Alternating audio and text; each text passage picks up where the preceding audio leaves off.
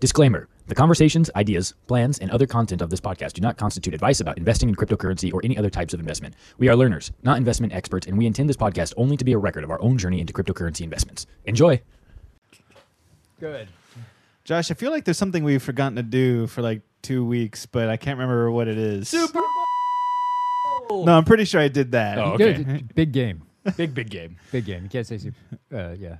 Oh, really? Is it trademarked? Oh, that's right. We can't say super. Oh, man, what a good opening to ruin. It's okay. I'll just bleep it. Okay. Big game! In the football arena. I just feel like there's something that we usually do about this time that I haven't done in a while. You're right. We're taking a closer look. Oh, that's right. We have a podcast This week on... remembering the podcast. So, welcome to Getting Started with Crypto. Closer look. We took a couple weeks break, partially because we were all crying in our closets because the market took a dump. We had to talk 4 people off of the ledge. Yeah, me being one of them. Twice. We had to talk you down twice. I'm not a quitter. Anyway, we're taking a closer look at Cardano. The ticker for that is ADA on most exchanges. You can find it on Upbit, Binance, Bittrex, Gate.io, CoinNest, Mr. Exchange, that sounds totally legit, and Abu Coins. What's the highest volume exchange it's on? Upbit. I did that in order of their volume. Wow, that's pretty interesting. Yeah, it is interesting. I haven't used Upbit to this date. I need to go take a look at that. If they're got so they have and their volume is way higher than the others. Yeah, and if you're interested in signing up on those exchanges, we'll have links in the description. So there's 25.9 billion circulating right now with a 31 billion total, and then. Not to confuse anybody, but there's a max of 45 billion, which means that in the future, due to mining and development, it could grow possibly up to 45 billion total. So, Josh. But not mining. Not by mining, that's true. So, Josh, how did this catch our attention? So I am a big fan, like we've been talking about, crypto is really young. Yeah. Right, and we understand that it's going to take a while for the Can't drink yet. Yeah, it's going to take a while for the full ecosystem to develop, and so we are interested in projects that are like foundational to the ecosystem of cryptocurrency, and Cardano is one of those things. If you kind of think of it like freeways that run in and out of major cities, right? Cardano would be a freeway, in that it's a decentralized public blockchain, and that's why it was pretty striking because it's so cheap, but the potential impact that it could have on the future is massive. Yeah, and we should probably add that. We're in an era right now. 2018 seems to be the era of who is going to get the attention of the biggest, maybe not stakeholders, but backers. Yeah. And there's a few coins out there that are like getting government backing and government interest, full like sort of social implementation. And those ones you really need to pay attention to, especially if you can get in on them before the big developments happen. And Cardano is one of those, right? Right. Japan loves Cardano. We don't know what the future holds for Cardano in Japan, but we know that out of all the cryptocurrencies out there, that it's got the best hold on like the sort of social structures of Japan. And we're going to talk a little bit about one of those things later. So team info here. I realized I did not. I've got it. Okay, cool. So there are 3 organizations specifically that contributes to Cardano's development. The first thing that's important to point out is its founder was Charles Hoskinson, who is actually one of the co-founders of Ethereum. That's a big deal. And so, but it's kind of got these 3 different layers of support to it. The first one is the Cardano Foundation, which is an independent standards body, which is based in Switzerland. And the core responsibilities of that are to support the Cardano community, the users, and to work with authorities on regulatory and commercial matters. So that breaks down into studying and proposing blockchain and cryptocurrency regulation that acts as a blockchain and a crypto standards body, and it protects, enhances, and evolves the total Cardano ecosystem, aggregates, educates, and grows Cardano community, and serves as an objective organization for enterprises to join. Second is the IOHK, which is a foundation that was founded by Hoskinson specifically, and it's a leading cryptocurrency research and development company, which is actually going to hold the contract to develop the platform of Cardano until 2020. So that could be there's some big things to be aware of there, and that's one of the big dates to kind of keep in mind when we can see some kind of colossal movement one way or the other. And so IOHK develops and supports while incubating commercial ventures specifically, and tries to help integrate those businesses into Cardano's blockchain. So there's going to be a whole team that helps businesses get on the open source platform that is Cardano's blockchain. And that's huge because people don't have to go about it alone. They have a dedicated team of developers and helpers. The third part is Emurgo. EMURGO. I don't even know how to say that. Basically, Emurgo invests in startups and assets, commercial ventures to build on the Cardano blockchain specifically. Oh, I'm sorry. That was founded by Charles Hoskinson in 2015. So Hoskinson and Jeremy Wood put that all together there. So those are kind of the three big things that function as the team. Excuse me. Let me correct. IOHK. I was right. Can I just point out how awesome IOHK's website is? What do you like about it? Look at this.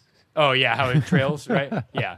So I don't know if this is like clever or not, but as somebody who is like practicing and doing research, an attractive website like that is so dope to me. It shows quality. It just makes me want to give them all of my money because it's like they Shut have up a and trail. take my Bitcoin. Yeah, they have like a trail of light when my mouse moves. I don't know.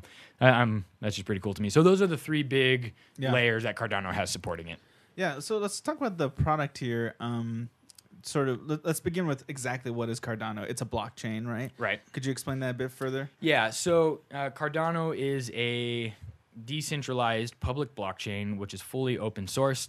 They are currently attempting to develop a smart contract platform that runs as like a side chain to the open source platform itself.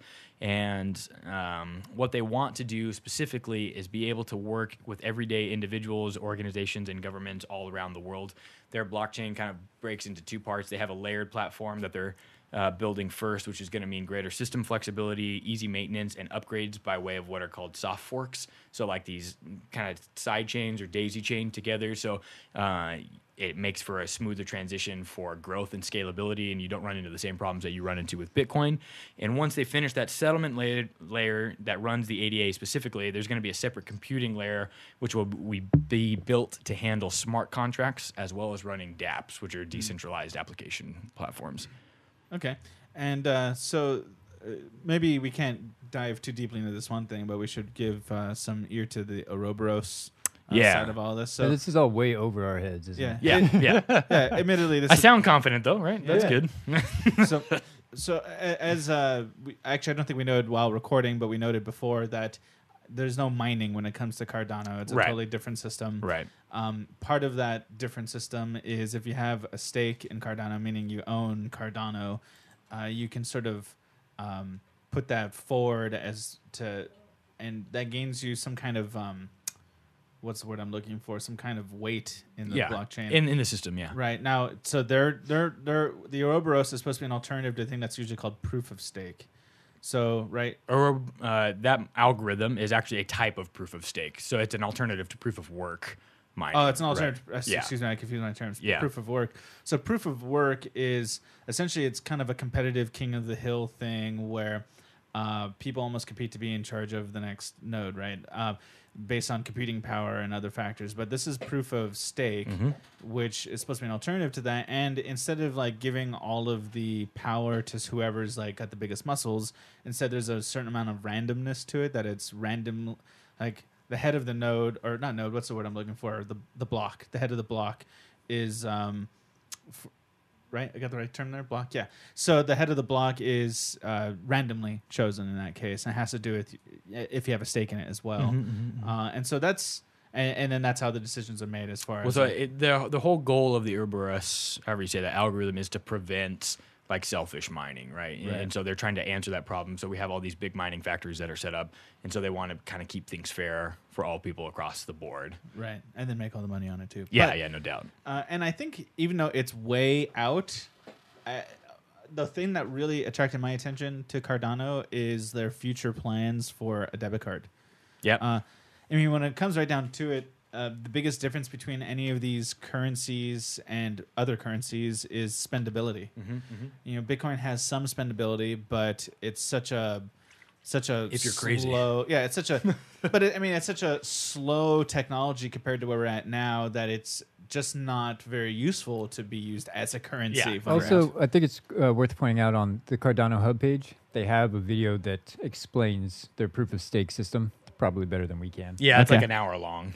Well, people really want to. Yeah. Too long, didn't read. But the debit card, like they have plans to actually make this into a spendable currency out in the real world for point of purchase. Yeah. Which is a huge deal. The first cryptocurrency that becomes easy to spend, I say wins. Yeah, no doubt. And the thing that's cool that they're trying to do is they want your ADA to be automatically converted into whatever cash you want, right through some system system integration with your phone. Yeah, that's so dope to me that you could be in Japan in one part of the day doing something. Because credit is fly to credit. South Korea, and still do it. Yeah, I mean, credit is completely like chimera in that sense. Is that it doesn't need to actually be a U.S. Like your credit card doesn't need to be U.S. dollars. I mean, that's just to make things simple for the user, but it's really just credit. And so to be able to use Cardano as a sort of credit is pretty amazing if they make that happen. So talking about the ICO, we already went over its initial, we went over the CoinMarketCap stuff. Wanted to mention some of the exchange history, and I was looking over the CoinMarketCap here and looking at its history. It first started growing back in late November, and then, like most things, in December, kind of had an explosion right before Christmas. What was the ATH on it? Sorry, what? The all-time high, what was it? The all-time high? On Cardano, Are we talking about just for... Like $1.25-ish? Yeah, Okay, but cool. that doesn't happen until January, so I'm not quite there yet. Got it. So... $1.26. dips slightly and then has a real growth in December right up until the all-time high in January 3rd, which is $1.20. But something I'm realizing as I'm looking at their numbers is January 3rd is sort of like it's a bad using January 3rd or the first week of January. Yeah, it should never be your case study. Right. It's a bad... it fouls up the information because everything had this super spike due to a mixture of news and changeover of the year and all of that. If you remove that spike from their exchange history, you get a very reasonable growth. You get something that grows and stabilizes. Against the Bitcoin, it stays strong. Against the US dollar, it dips a bit. And so there's, if you take that spike out, that unreasonable spike, you have a very solid exchange history. But since it's kind of weak against the US dollar right now, it's definitely more affordable than normal. Yeah. And has a very interesting future ahead of it. So let's transition to that, the roadmap. Yeah, so they launched on September 29th of last year, so obviously brand new in its infancy stages.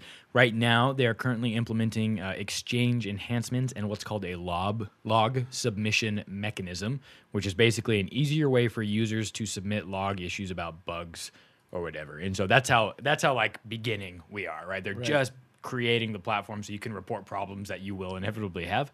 Their next phase of growth is going to focus on ensuring that key elements are in place so that the tech grows into what is a fully decentralized and autonomous system, and that's expected to be in Q2 of 2018, and then everything else on the roadmap is like way far out.